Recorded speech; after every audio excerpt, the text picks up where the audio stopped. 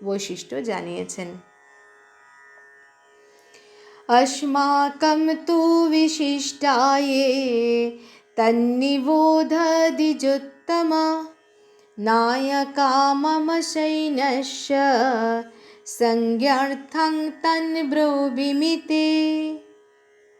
अस्माकं तु विशिष्टाये तन्निबोध द्विजोत्तम।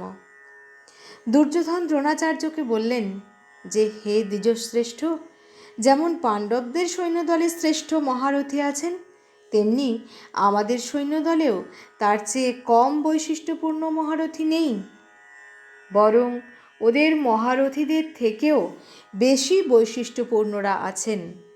তাদের আপনি জেনে রাখুন। নায়কা মম সৈন্যস্য সংজ্ঞার্থং তান ব্রবীমি তে। আমার সেনার মধ্যেও বিশিষ্ট সেনাপতি মহারথী আছেন। আমি শুধু আপনাকে অবগত করাবার জন্যই, আপনার দৃষ্টি সেদিকে টানবার জন্যই বলছি। সংজ্ঞার্থম পদটির অর্থ হচ্ছে এই যে, আমাদের অনেক সেনানায়ক আছেন, তাদের আর কি করে নাম বলি, তাই শুধু সংক্ষেপে তাদের কথা জানাচ্ছি, কারণ আপনি তো সবই জানেন।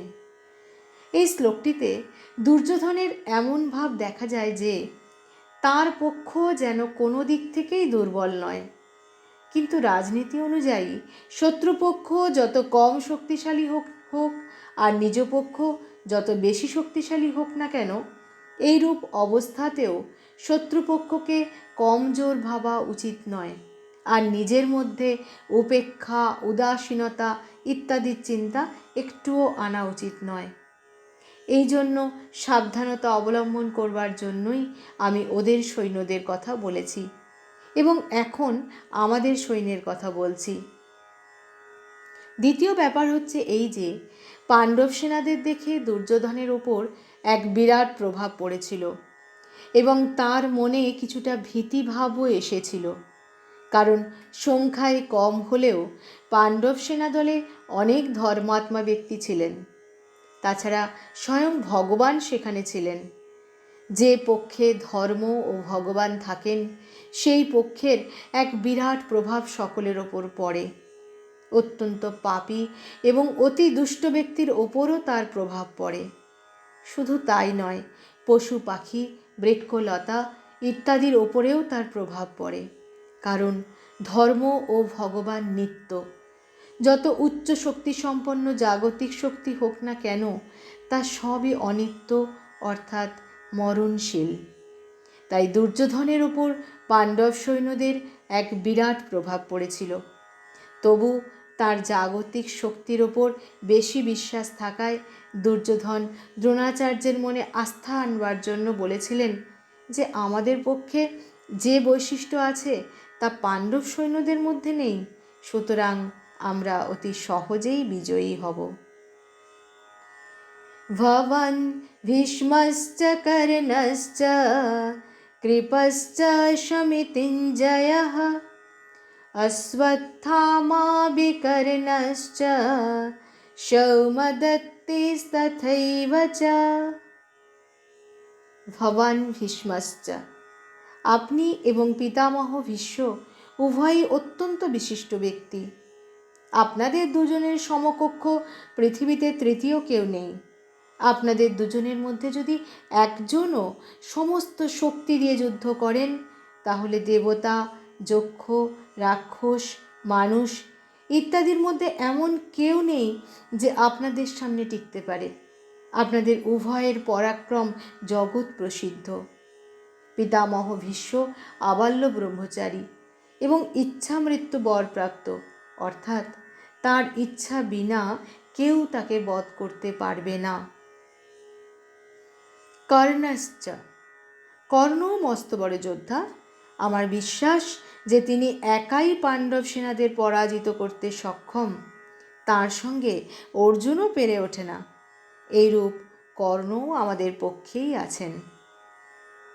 কৃপশ্চ শমিতিঞ্জয়ঃ, কৃপাচার্যের কথা আর কি বলা যায়, তিনি তো চিরজীবী। এক্ষেত্রে উল্লেখ্য যে শাস্ত্রে 8জনকে চিরজীবী ব্যক্তি বলা হয়: অশ্বত্থামা, বলি, বেদব্যাস, হনুমান, বিভীষণ, কৃপাচার্য, পরশুরাম এবং মার্কণ্ডেয়। আমাদের পরম হিতৈষী এবং তিনি সমস্ত পাণ্ডব সেনাকে জয় করতে পারেন।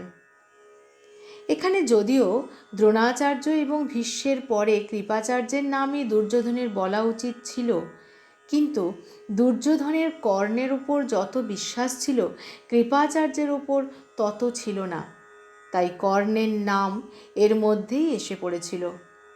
পাছে দ্রোণাচার্য এবং ভীষ্ম এতে কৃপাচার্যের প্রতি অপমান মনে করেন, তাই দুর্যোধন কৃপাচার্যকে সংগ্রাম বিজয়ী বিশেষণের দ্বারা তাদের প্রসন্ন করতে চেয়েছেন।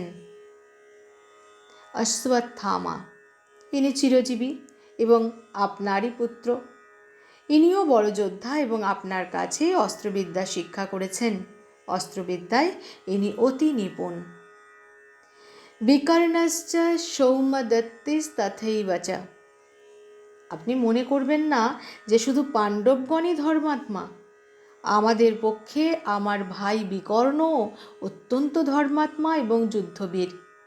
তেমনি আমার প্রপিতামহ শান্তনুর ভাই বল্মীকের পৌত্র এবং সোমদত্তের পুত্র ভূরিশ্রবাও খুব ধর্মাত্মা ব্যক্তি। ইনি ব্যয়বহুল অনেক যজ্ঞ করেছেন। ইনিও বড় যোদ্ধা এবং মহারথী। এখানে এই যোদ্ধাদের নাম করার সময় দুর্যোধনের এই ভাব ব্যক্ত হয় যে, হে আচার্য, আমাদের সৈন্যদলে যেমন আপনি, ভীষ্ম, কর্ণ, কৃপাচার্য প্রমুখ এত মহাপরাক্রমশালী যোদ্ধা আছেন, সেরূপ পাণ্ডব সেনাদলে দেখা যায় না।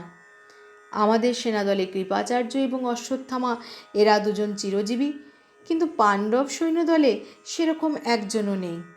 আমাদের সৈন্যদলে ধর্মাত্মা ব্যক্তিও কম নেই, তাই আমাদের ভীত হওয়ার কিছু নেই। অন্যশ্চ বহবঃ সুরাঃ মদর্থে তক্ত জীবিতাঃ নানা শস্ত্র প্রহরণাঃ সর্বে যুদ্ধ বিশারদাঃ। অন্যে চ বহবঃ সুরা মদর্থে তক্ত জীবিতা। আমি এখনও পর্যন্ত আমাদের সৈন্যদলে যত যোদ্ধার নাম উল্লেখ করেছি, তাছাড়াও আমাদের মধ্যে বল্মীক, শল্য, ভগদত্ত, জয়দ্রথ প্রমুখ অনেক বড় যোদ্ধা মহারথী আছেন, যারা আমাদের মঙ্গলের জন্য, আমার পক্ষে লড়বার জন্য বাঁচবার আকাঙ্ক্ষা ত্যাগ করে এসেছেন। এরা আমার বিজয় প্রাপ্তির জন্য মৃত্যুবরণ করতেও প্রস্তুত, তবু যুদ্ধে পশ্চাৎ অপসারণ করবেন না। তাদের প্রতি কৃতজ্ঞতা আমি কিভাবে আপনার কাছে প্রকাশ করি? নানা শস্ত্র প্রহরণাঃ সর্বে যুদ্ধ বিশারদাঃ।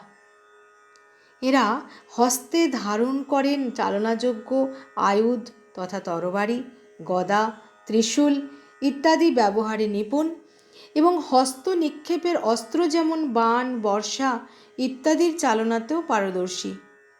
যুদ্ধ কেমন করে করা উচিত, কিভাবে, কি প্রথায়, কোন কৌশলে, কিভাবে সৈন্যদের সাজাতে হয় ইত্যাদি যুদ্ধকলায় এরা খুবই পারঙ্গম এবং কুশল।